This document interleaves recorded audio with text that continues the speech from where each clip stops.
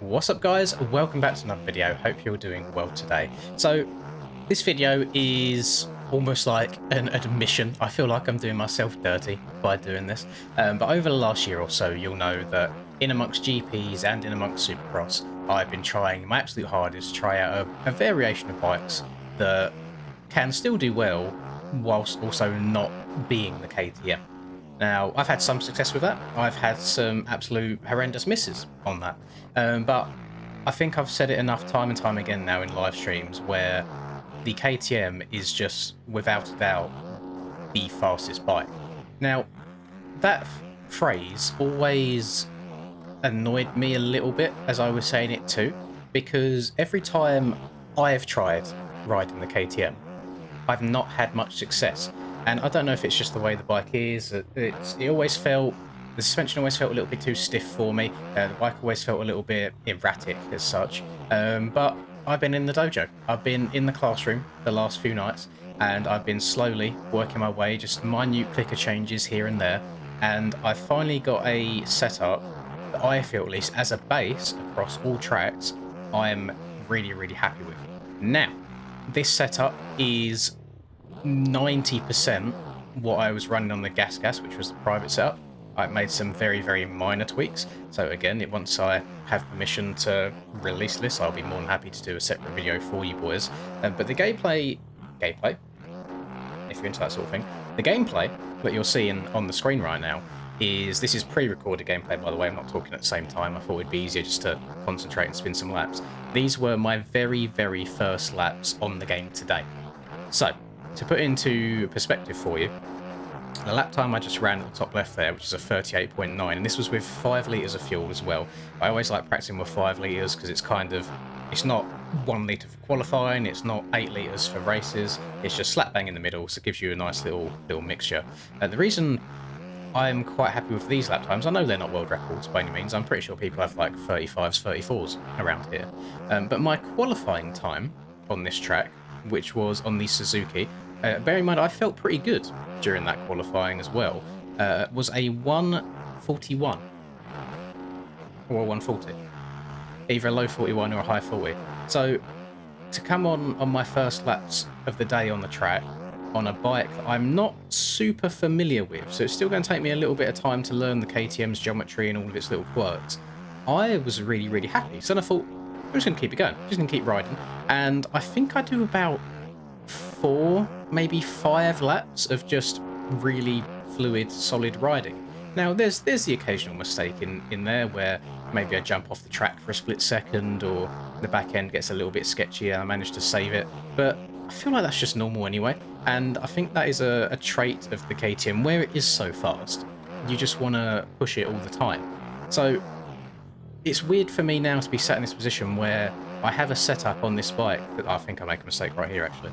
Yeah, back end just slides out a little bit, but we save it, it's fine. It's weird to be sat in a position where I actually feel okay on the KTM. Now, one of the biggest issues that I have at the moment is, so if we take the gas, for example, I done really, really well at Sweden on the gas. I top qualified on it. I got second in both motos. In Moto 1, I came from 20th at the end of lap 1 all the way to come through to second. So my pace on it was really, really good. The issue, however, is it's really hard to put yourself in those good positions because for whatever reason, out of the gate, there is just one superior bike. And you're looking at it on screen right now. So if I can sit in some solo hosted worlds and do a little bit of start practice as well and really get the start dialed on this bike, I think that in the 2024 AMA season, I should be putting myself in the best position possible to actually win some races. Now, I've mentioned in the last like 1 or 2 videos that a championship might be out of the question. Sole reason being I probably won't be here for round 10. It's an 11-round series, so missing 1 out of 11 rounds, giving up a potential 50 points if you have an amazing day, that's a lot to give up. Also, however, it's come to my attention that there's also quite a lot of top EU riders that are all from the UK that will also be going to this event. So I've got myself, I've got Tyler, Cam's probably going to go if I had to guess, maybe Aiden and Jake would be going as well. I don't know if like Neon's moving up to 450s for example, or like Dan Wyatt, but there's like 7 UK riders right there. I'm sure there's more that I'm missing that'll be really upset with me and annoyed with me for missing them out. But let's say all of them riders were gone for that week. That would leave you with Hakon, Dylan, who I think is also going to miss some previous rounds, so it wouldn't matter too much anyway. Maybe Steiner if he's doing 450 instead of 250, and then like Finn, which is nuts. So there's going to be like 7 or so people missing from that one round, and I think it will shake up points, certainly, but it's just, I don't want to say it's annoying that real life gets in the way, because I've never been to a Vet Select Nations before, but it's certainly not a great situation where it lines up. Then, of course, the schedule is the schedule, you know, they're not going to adjust things for every real-world circumstance. If they made an adjustment for the Vet MX Nation, then they could make adjustments for all sorts of different events all over the world, and then the series would never finish. So they have to stick to a schedule, so I doubt anything will happen in regards to moving it. It's just going to be interesting to see how it all plays out. Some people suggested taking my laptop with me. Issue is we are going to be slumming it. We are going to be intense. I won't really have the right power to be able to keep the laptop going and charged over the course of an event.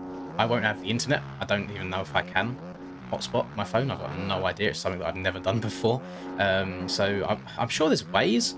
It just won't be great. And I definitely wouldn't be able to concentrate. Imagine me sat in a tent trying to play bikes on a Friday night while everyone's getting on the sesh, getting on the bevies.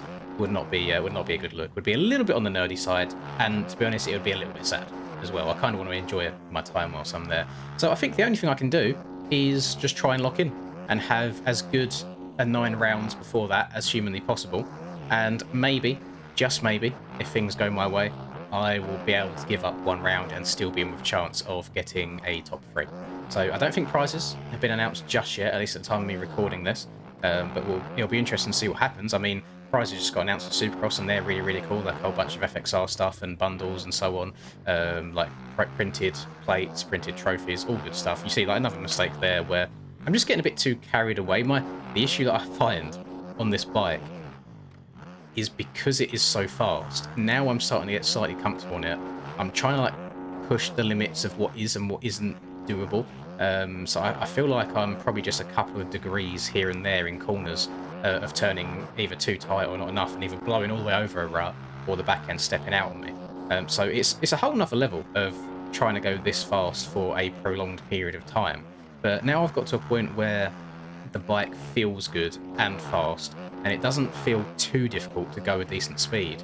I can fully understand how in some of the races in GP season this year, the boys have just absolutely like blown away from me and demolished me. I'm thinking like France, for example, where I was on the Husky, and whilst I had a good 1 lap qualifying, I believe I top qualified there as well, the race pace just wasn't it. The suspension was not a fan of the bumps. It kept bottoming out and making me bounce a bunch, and then Tyler and Cam seemed to almost effortlessly just disappear from everybody. You know, there was a 1.5 minutes up the road, and I didn't feel like I was playing particularly badly. It just felt like I was being hindered and limited by the bike / suspension combo a little bit. One day I'll sit down, and I believe the OEM manual still exists somewhere for suspension setups. So one day I'm going to sit down and properly study it and work out what on earth every single setting does. The only ones I really mess with at the moment is the compression and the rebound. That's literally basically it, maybe a tiny bit of preload from time to time. But for right now, it seems okay. A couple clicker changes. I've tried to slow it down a bit in regards to just making it a bit more forgiving, because where it is so fast, if you have quite a stiff suspension, you could just pound your way through bumps. Like, it's actually unreal. But yeah, I've tried to slow it down a little bit, so hopefully I'll get my head around it. I mean, we've still got just under 2 weeks now before round 1, so we'll see how it goes, and then I believe I am literally about to crash. So I'm going to love you and leave you. Thank you very much for watching. Just wanted to give you a short little update on where we're at, and I hope you enjoyed. Drop a like, subscribe to the channel, all that good stuff. Have a lovely rest of the day, and in regards to sharing the setup, soon, maybe, I hope. Love you all. Goodbye. I'm sacrificing my life, I'm sacrificing my mind, I'm sacrificing my sanity, but most importantly, I'm sacrificing my time. Boy, I feel fine, I feel like I am a king. Honestly, I can't complain. Even with faith that's the size of a grain of some salt, I will still move a mountain and do what I want.